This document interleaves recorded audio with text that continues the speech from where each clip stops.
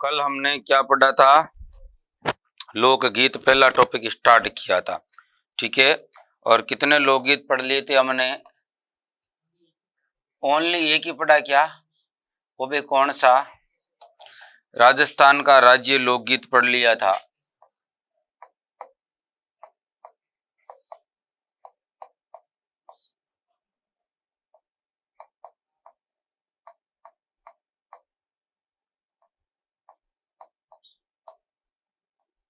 एक लोकगीत पढ़ लिया था। तुम कल नहीं आए, परसों आए थे क्या? दो जने परसों वाले सारे ही हो तुम, और बाकी कल वाले तो एक और था ना तुम्हारे साथ, वो आज नहीं आया, और तुम तीनों परसों आए थे। चलिए, तो परसों आए थे, तुम्हें पता होगा परसों तो अपन ने सिलेबस लिखा था कि भाई क्या क्या सिलेबस वगैरह में पढ़ाएंगे। फिर पहला टॉपिक हमने कल स्टार्ट कर दिया लोकगीत। तो लोकगीतों के बारे में लगभग हमने कल 1.5 पेज लिख लिया है, तो वो आपको इनके देख के लिख लेना। एक गीत हमने पढ़ लिया था, कौन सा? केसरिया बालम, जो राजस्थान का राज्य गीत और महत्वपूर्ण गीत है। अब आइए मैं दूसरे गीत की बात करता हूं। कल वाली चीज थोड़ी सी आप देखना, और हो सके तो ऑनलाइन भी देख लेना, ऑनलाइन मिलता होगा आपको। तो दूसरे नंबर पर एक गीत ले रहा हूं जिसका नाम है कुर्जा गीत।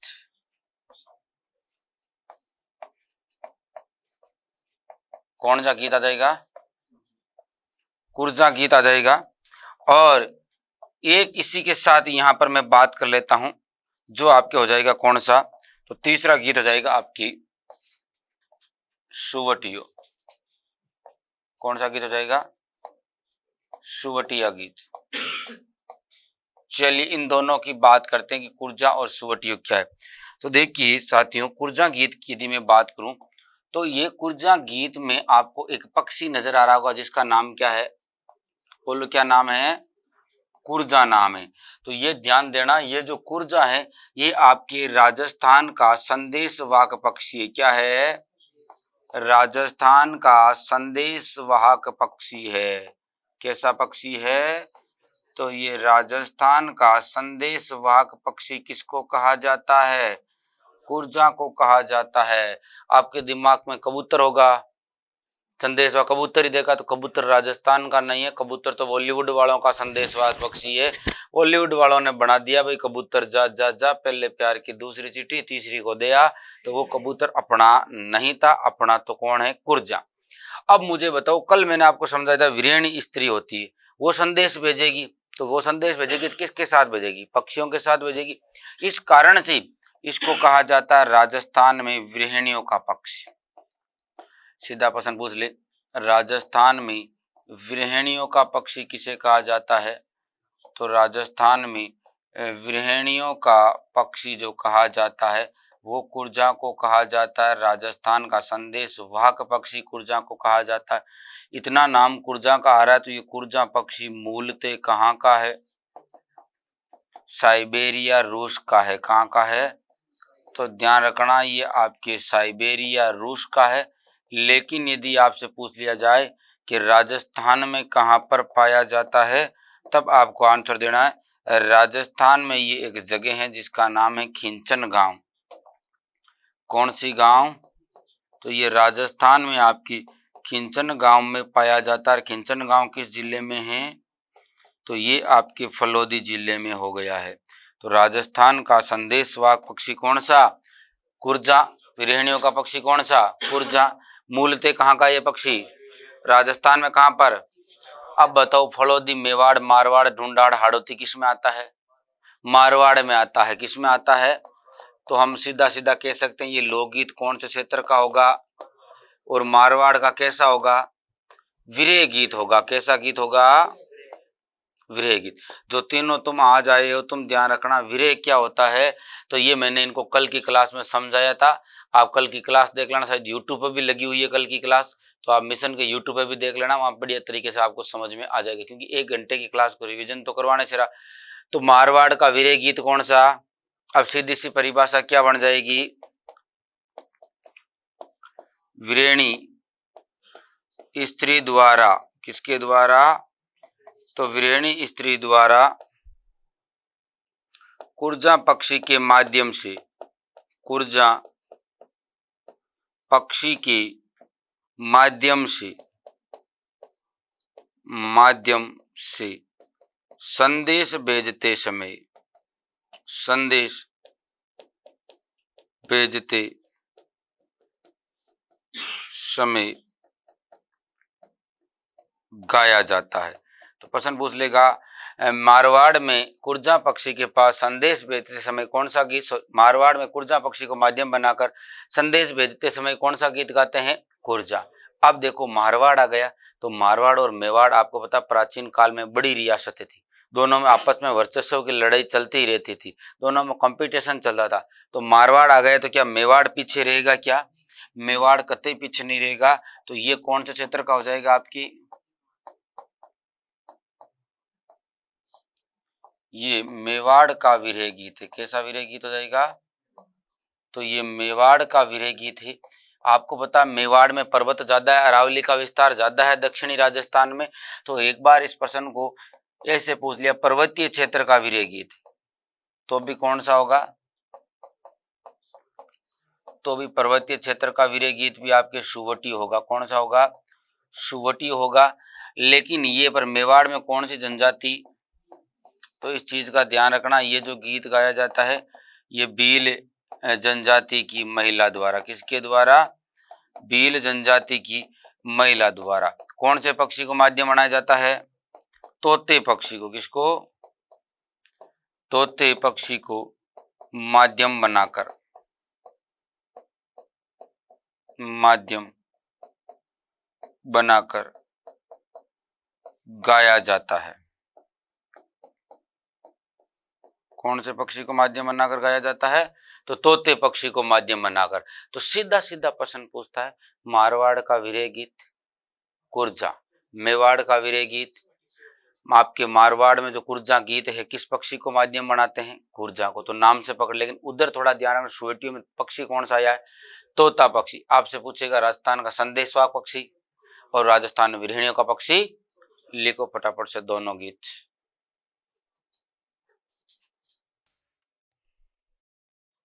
हो गया। तो देखो प्रश्न कैसे बनता है, कुर्जा का एक प्रश्न बन सकता है कि मारवाड़ का विरह गीत कौन सा। दूसरा प्रश्न ये तो बनेगा नहीं, आपसे परीक्षा में ये पूछेगा क्या कि विरहणी स्त्री द्वारा कुर्जा पक्षी को माध्यम बनाकर संदेश भेजते समय, फिर आप उत्तर करोगे कुर्जा। इतना तो गायों को चारा हमने डाला नहीं है कि अपने कर्म अच्छे और अपने से ये पूछ ले हैं, तो ये नहीं पूछेगा तो एक ये। दूसरा राजस्थान का संदेशवाहक पक्षी कौन सा, विरहणियों का पक्षी कौन सा, और ये राजस्थान में कहाँ पाया जाता। उधर दूसरा प्रश्न बनता है कि मेवाड़ या पर्वतीय क्षेत्र का विरह गीत सुवटियो, सुवटियो गीत कौन सी महिलाओं द्वारा, भील जनजाति की, और किस पक्षी को माध्यम बनाते हैं, तोते पक्षी को माध्यम बनाया जाता है। ठीक है, फिर आगे 3 हो गए, चौथा गीत पढ़ते अपन, पढ़ ले कोई दिक्कत नहीं है तुम्हें। तो आओ इधर नंबर 4 पर हम एक गीत पढ़ते हैं जिसका नाम है कागा गीत। नाम तो सुना होगा आपने, पहले तो ये बताओ कागा किसको कहते हैं, कौवे को कहते हैं ना, कागला मारवाड़ी में कहा जाता है कागला, कौवे को। अब देखो अभी आपने पहले 2 गीत पढ़े हैं, उन दोनों गीतों में आपने क्या करा, मतलब कि वीरेण स्त्री ने क्या करा, संदेश भेजा। मारवाड़ में तो उसने संदेश भेजने के लिए कुर्जा पक्षी का सहारा लिया, और मेवाड़ में वो वीरेणी स्त्री ने आपके तोते पक्षी का, मतलब दोनों ही गीतों में पति के पास क्या गया है, संदेश गया, जो प्रदेश बैठा हो उसके पास संदेश गया, तो उसने वापस रिप्लाई कर दिया आई एम कमिंग सून। अब ये सूचना जैसे पत्नी को मिलती है उसके प्रदेश गए पिया आ रहे हैं, तो वो क्या करती, बार बार छत पे जाती और इस कोए पक्षी को संबोधित करते हुए जो गीत गाती है वो कौन सा होता है, कागा गीत। तो परदेश गए पति के लौटने का सगुन मनाते समय गाया जाने वाला गीत कौन सा है, कागा गीत। आपने सुना होगा उड़ उड़ रे मारे काला रे कागला जद मारा पिऊ जी घर आसी, मतलब तो उड़ जा मेरे पिया क्या आ रहे अबे घर आ रहे। यही लाइन 3-4 बार पूछी गई है कि परदेश गए पति के लौटने का सगुन मनाते समय कौन सा गीत गाती है महिला, तो इसकी परिभाषा क्या हो जाएगी, परदेश गए पति की, परदेश गए पति के लौटने का लौटने का शगुन मनाते समय, लौटने का शगुन मनाते समय कोए पक्षी को माध्यम बनाकर गाया जाता। किसको? कोए पक्षी को माध्यम बनाकर गाया जाता है, माध्यम बनाकर गाया जाता है। वो गीत कौन सा हो जाएगा? कागा गीत हो जाएगा। वेरी वेरी इंपॉर्टेंट है, 3 बार 4 बार पूछा हुआ प्रश्न है। परदेश गए पति के लौटने का शगुन मनाते समय कौन सा? कागा। लिखो फटाफट से नंबर 4। 2 में संदेश भेजा, तीसरे में वापस रिप्लाई आया, तो वो वीरानी स्त्री राजी होके और कौन सा गीत गाएगी? कागा गीत गाएगी।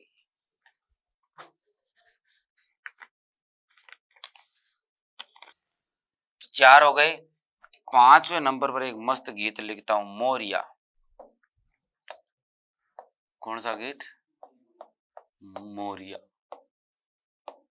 अब देखो, अभी तक हमने वो गीत 3-4 पढ़े, वो सब किसी अवसर विशेष पर थे, लेकिन मोरिया गीत आपके 3 टाइम गाया जाता। कितने टाइम? एक तो ऐसा अवसर कि वर्षा ऋतु का संकेत मिलने पर भी कौन सा गाते हैं? तो ध्यान देना, वर्षा ऋतु का संकेत मिलने पर कौन सा गीत गाया जाएगा? प्रश्न पूछ ले, वर्षा ऋतु का संकेत मिलने पर कौन सा गीत गाते हैं? दूसरा कहते हैं ग्रासिया जनजाति में दूल्हे की प्रशंसा में। किसकी प्रशंसा में? तो ग्रासिया जनजाति में दूल्हे की प्रशंसा में कौन सा गीत गाते हैं? तो ग्रासिया जनजाति में दूल्हे की प्रशंसा में मोरिया गीत गाते हैं। तीसरा टाइम होता है ये एक ऐसी लड़की द्वारा गाया जाता है जिसकी सगाई तो हो गई हो लेकिन शादी नहीं हुई हो, क्योंकि छोरी तैयारी कर रही होगी एलएसए की, तो घर वालों ने कह दिया कि क्या पता भाई, शादी सगाई तो करी हुई है लेकिन शादी अभी करेंगे नहीं। मान लो छोरी एलएसए बन गई तो हमारी डिमांड होगी छोरा भी क्या होना चाहिए फिर एलएसए। छोरा एलएसए नहीं है तो ये पकड़ तेरे तांबड़े तुमड़े, तू तेरा और मैं मेरा, अपन तो चल परदेसी नया सवेरा बसाते हैं। तो ऐसी लड़की जिसकी सगाई हो गई हो और शादी होने मिले हो, इन दोनों के बीच में जो गीत गाएगी वो कौन सा होगा? तो प्रश्न पूछे मोरिया गीत कब गाया जाता, तो तीनों ही आंसर सही है। तो मान लो वो ऑप्शन ए में लिख दे वर्षा ऋतु का संकेत मिलने पर, ऑप्शन बी में लिख दे ग्रासिया जनजाति में दूल्हे की प्रशंसा में, और ऑप्शन सी में लिख दे कि ऐसी लड़की जिसकी सगाई हो गई लेकिन शादी में विलंब हो, और चौथे में लिख दे उपयुक्त सभी। क्या हो जाएगा? उपयुक्त सभी। इस बात का आप ध्यान रखना। तो 3 अवसर पर गाया जाता है। लिखो फटाफट से। हालांकि ये तो पहले की बातें हैं रे, अब कौन गाता है वर्षा ऋतु का संकेत मिलने पर मोरिया? ये बताओ, कोई नहीं गाता ना। अभी आपको वर्षा ऋतु का संकेत मिल गया, मोरिया गाओगे क्या? तो फिर मान लो शाम के 3-4 बजे घनघोर काली घटाएं छा गई, अब बादल गरज रहे हैं, जोरदार बिजलियां चमक रही है, तो आप मोरिया, आपको तो पता है मिश्रा तो वर्षा तो आने वाली है, तो आप मोरिया गीत गाओगे क्या? नहीं गाओ। उल्टा आप दोस्त फोन करोगे, अरे भाई आज तो मौसम बड़ा शानदार है, बन जाए एक पार्टी मस्त, आजा, कहाँ है तू? लेकिन करे क्या, ये हमारी संस्कृति है, पुराने लोकगीत हैं जिनके कंधों पर बैठ कर ही तो हमारी संस्कृति हमारे तक आई। आरसी सुगल ने कहा था, तो पढ़नी पड़ेगी अपने। मोरिया हो गया। अब नंबर 6 पर लिखते हैं हिचकी गीत। अब देखो 2 गीत लिख रहा हूं जिनका दोनों को आपको पता है, तो इसलिए आप डायरेक्ट भी लिख सकते हो। हिचकी गीत आपको पता चल गया होगा कब गाया जाता है, बताओ। तो ध्यान रखना, मेन तो इसका पॉइंट ये ध्यान रखना, मेवात क्षेत्र। कौन सा क्षेत्र आ जाएगा? मेवात क्षेत्र, या फिर आप मुख्यतः किसका नाम लिख सकते हो? अलवर में गाया जाता है। तो प्रश्न पूछेगा हिचकी लोकगीत कौन से क्षेत्र का है? अलवर के हो क्या तुम? कौन कौन? तीनों अलवर के हो क्या? हाँ, अभी बताऊं। अब अलवर वाले ये गीत कब गाते हैं? किसी की याद आने पर गाया जाता है, याद आने पर गाया जाता है। अब अलवर वालों को याद आती है भाई, किसको आती है? अलवर वालों को। अब ऐसे याद नहीं हो तो आप ये ध्यान रख लेना, अलवर में से एक को हटा दो तो पीछे क्या बचता है? लवर को याद आएगी कि नहीं आएगी? तो कौन सा गीत गाएंगे? हिचकी। याद आने पर कौन सा गीत हो जाएगा? हिचकी। अलवर वाले बड़े खतरनाक है भाई। फिर आओ देखिए, हिचकी के बाद नंबर 7 पर एक गीत ले रहा हूं, देखो, बिछुड़ो। क्या ले रहा हूं? बिछुड़ो गीत का। बार बार जब भी प्रश्न पूछता है तो इसका क्षेत्र पूछता है, क्योंकि गीत की प्रकृति तो इसके नाम से पता चल जाती। तो इसका क्षेत्र कौन सा हो गया? हाड़ौती क्षेत्र हो गया। कौन सा? हाड़ौती क्षेत्र। अब देखना इधर, बिछुड़ो गीत में से आप एक जानवर को बाहर निकालो जिसका नाम क्या है? बिच्छू। अब कहते हैं हाड़ौती क्षेत्र में इस बिच्छू ने किसको काट लिया है? पत्नी को काट लिया। अब पत्नी को जब बिच्छू ने काटा तो हल्का फुल्का जहर तो इसमें होता ही है, हालांकि इसके जितना तो नहीं होता, लेकिन फिर भी थोड़ा बहुत तो होता ही है, थोड़ा बहुत जहर होता है। तो इसने किसको काटा? तो इस पत्नी को लगा अब मैं तो मर जाऊंगी। क्या करूंगी? मर जाऊंगी। मैं मर जाऊंगी तो बच्चों का क्या होगा? इसलिए ये पत्नी क्या करती? फटाफट मरने से पहले अपने पति को इस गीत के माध्यम से दूसरा विवाह करने का संदेश देती। क्या संदेश देती है? गोल्डन अपॉर्चुनिटी दे रही है भाई, आपके देख लो, दूसरा विवाह। हालांकि आजकल ऐसी पत्नियां नहीं पाई जाती है, पुराने टाइम की बात है। तो प्रश्न पूछेगा आपसे, हाड़ौती क्षेत्र में पत्नी मरने से पहले अपने पति को किस गीत के माध्यम से दूसरा विवाह करने का संदेश देती है? या फिर पूछेगा बिछुड़ो लोकगीत कौन से क्षेत्र का है? तो पहले ये वाला लिख के और उसमें केवल हाड़ौती क्षेत्र लिखना, और ये वाली लाइन में बोल के लिखा दूंगा। हो गया कंफर्म? तो वो दूसरे हाड़ौती क्षेत्र लिखा यही है। इसके नीचे वाली लाइन लिखो, बिच्छू द्वारा काटे जाने पर, बिच्छू द्वारा काटे जाने पर पत्नी मरने से पहले, पत्नी मरने से पहले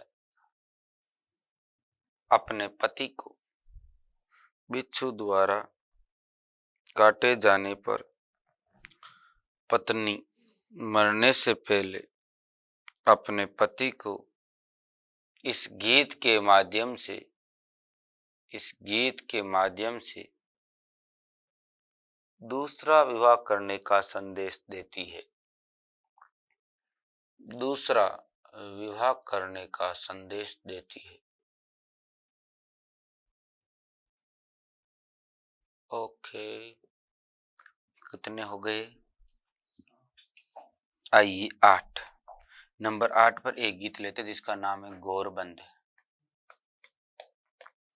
कौन सा गीत आ जाएगा? देखिए इधर, यदि मैं बात करूं आपके गोरबंद गीत की, तो ध्यान देना गोरबंद गीत का प्रमुख क्षेत्र कौन सा हो जाएगा?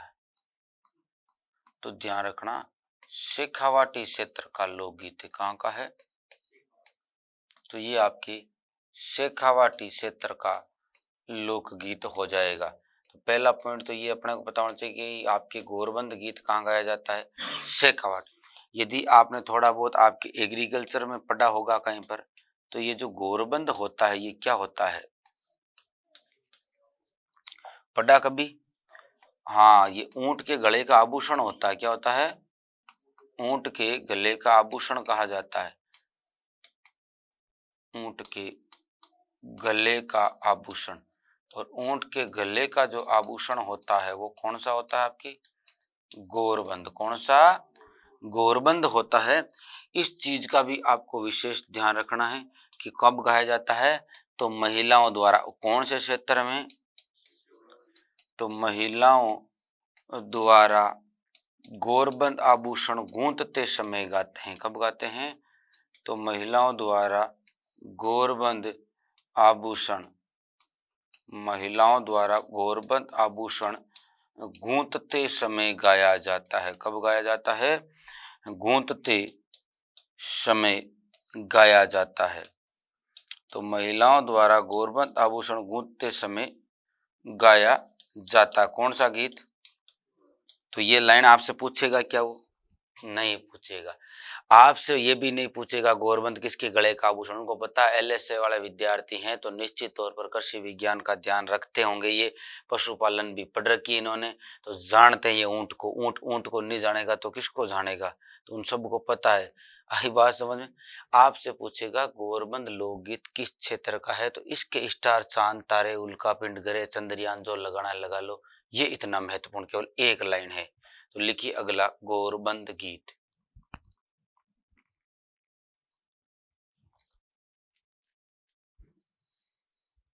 गोरबंद गीत